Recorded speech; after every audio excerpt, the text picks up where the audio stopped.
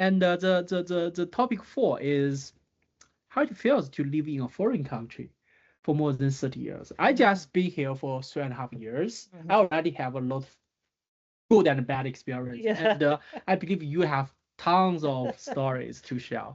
So the first question is, what was the biggest surprise in the first year when you went to Brazil, good and bad? Wow, that's loaded. There's a lot. So things done differently. Like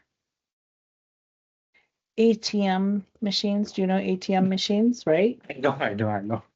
They were just starting to be available in Brazil At that time. Early 80s. Okay. Okay. And so we wrote a lot of checks. We were still writing a lot of checks. So in Brazil, in São Paulo, at my bank, I would stand in line for 2 hours to get my checkbook. Okay. So lines were really, Because there are so many population. yeah, You don't- and they were behind at that time. They And were don't make an behind in appointment. way to do it. Okay. And don't There was do more appointment. efficient way to do Okay. it. Okay. But they were behind. Now they're not. Now they're up to date like we are in internet, cell phone, all that. They have that. So phones were not everybody had a phone. I think we mentioned this the other day. I bought my first phone line for $2,500. That's crazy. It was a lot of money back then. That's crazy. And so that aspect was different. Language, of course. Oh yeah, of course. Expressions, the idiomatic expressions all the time just got me in trouble. I can see that. Understanding their culture. So one of the things in Brazil, you're considered in the church, you're considered part of the youth group until you're married. So then we had 15-year-olds and 30-year-olds in the same class. 15 years old and 30. Yeah. So you can see where that would be a little bit of a weird. Okay, so I was a missionary, but I was considered part of the youth group. So they divided based on whether you get married or not. Well, back then. Okay. Now that has changed with time. Makes sense. But when I went there, that was part of it. So I was a missionary, but I was part of the youth group. So.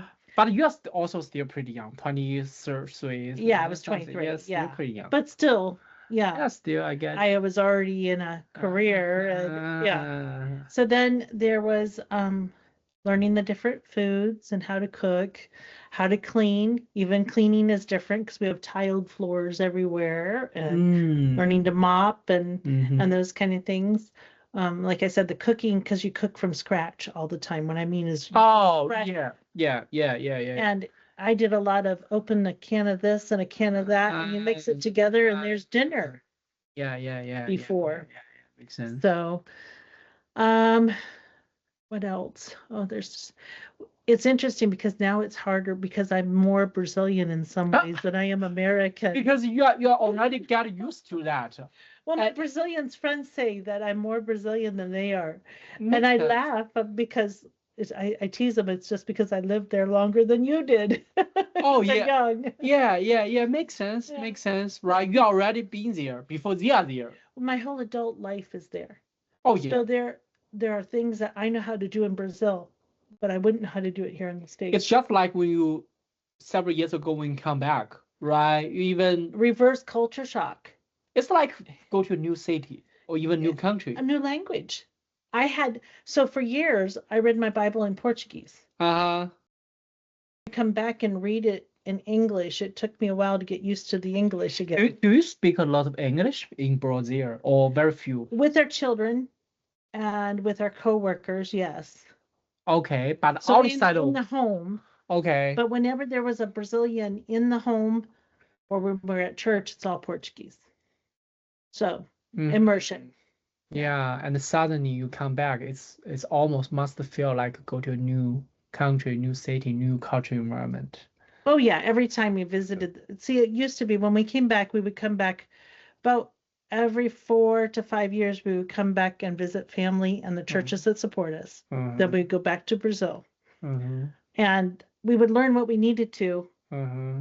survive, but we didn't really try to learn everything, you know. Yeah, of course, because So- it's a short time. Well, and as culture changes and as language changes, you have that in Brazil, you have that in the States, Right. and we speak in a lot of acronyms now that we didn't used to speak in, and now we do. So, And like a Costco. well, and yeah, shopping is totally different. Yeah. So in Brazil, I would do my main shopping once a month, Uh-huh. buy most of my groceries and stuff, Uh-huh. and then just go to the open market once a week for the fresh vegetables and fruit. Mm-hmm. And we had fresh vegetable and fruit all year round. Yeah. It's really nice. And the fruit, right? Yeah. And a Vegetables lot, are pretty lot cheap. cheaper. Yeah, A yeah. lot cheaper. Everything was cheaper there. Well, yeah, kind of like because they are more south, Well, so the yeah. food is. Well, and the dollar was stronger than their Oh yeah, of currency, course. so that was Yeah, of part of it. course.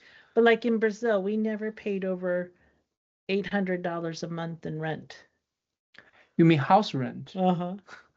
You know my you know my I apartment. know. I didn't. Two bedroom, know. two bedroom, I two know. bathroom, $4,000. I know. It's So you can see where coming back to the States was quite a shock. I see that everything is it's insane expensive, huh? Yeah, things are different, but you just look for the good in everything, you know. Yeah. So now time keep moving on. Okay. Now you are not, the first year in Brazil, Oh, and maybe tens of years. And I wonder at which moment the new country, Brazil, start to make you feel at home. When is the moment, the turning point happened? Yeah.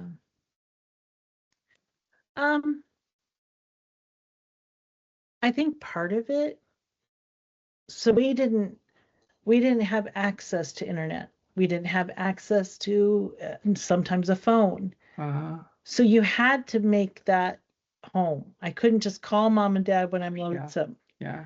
So you had to make friends and family. Mm. I don't know if there's a certain moment. Or some time schedule, maybe not a specific, maybe like about 3 years later, 5 years more. Probably in my third year, as I worked with. And then Nathan haven't. When I worked with Nathan wasn't not there yet. Not yet. But I had great coworkers, John and Karen Swedberg. They invested a lot in me, and I'm so thankful they did. They were very encouraging. She taught me a lot too. Is she the roommate? No, she was. It was a husband. It was a man and wife. He was the pastor of the church. We started a church. So I'd say in the third year, probably it really became home. And then once we were married and had our kids all there and everything, the longer you're there, the more it is home. And you feel more at home there sometimes than you do in where you were raised. Yeah. I've been there 3.5 years. I feel that if I was 20 years old and you give me opportunity to go to Silicon Valley for work, I will say yes without hesitation. And I can pack up everything and live in the same day.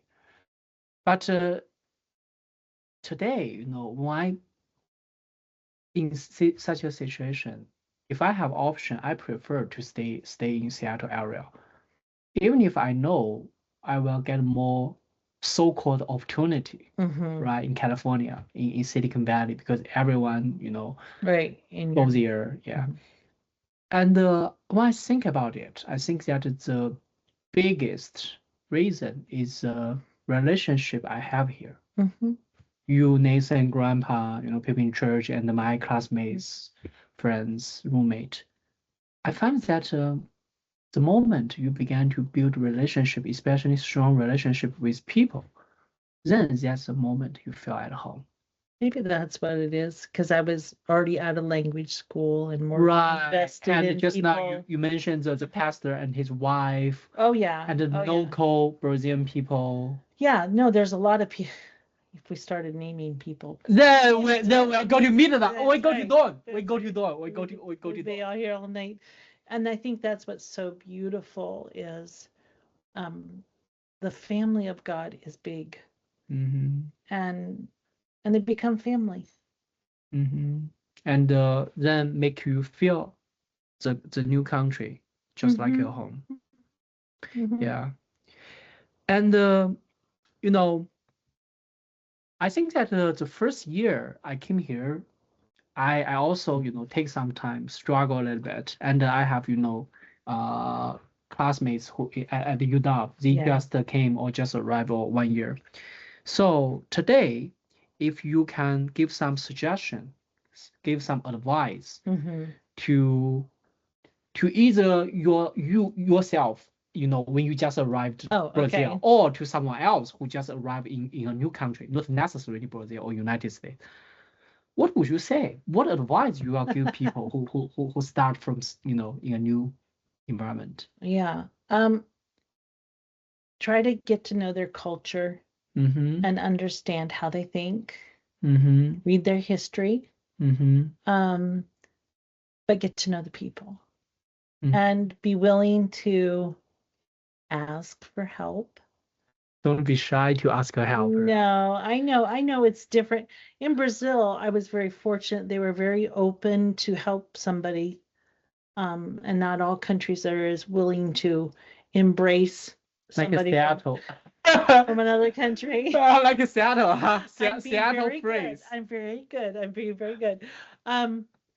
But I understand it's hard to, you're learning all these things all at once. So you've got your groceries, your medical terms, your vocabulary is not as big, or even just in a class, you might not understand everything the teacher says because he talks so fast. Oh yeah.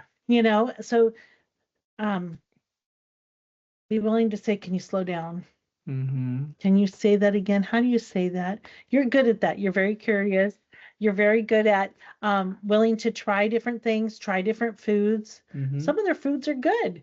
Some Yeah. of them aren't your favorite, but some of them are really good. Yeah, but if you don't try it, how you know it's good? That's right. That's right.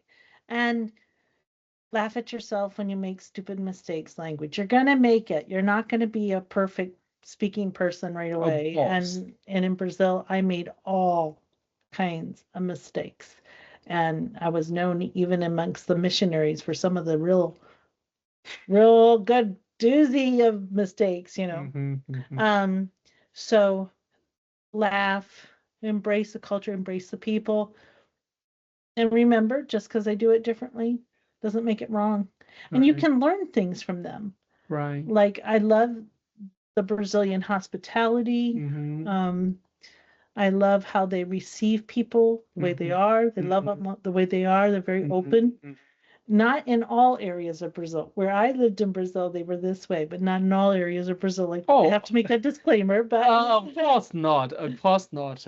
It's just like not every Seattle people is cold. That's true. Right. True. Your family are special case. We're special. You're special. You're special.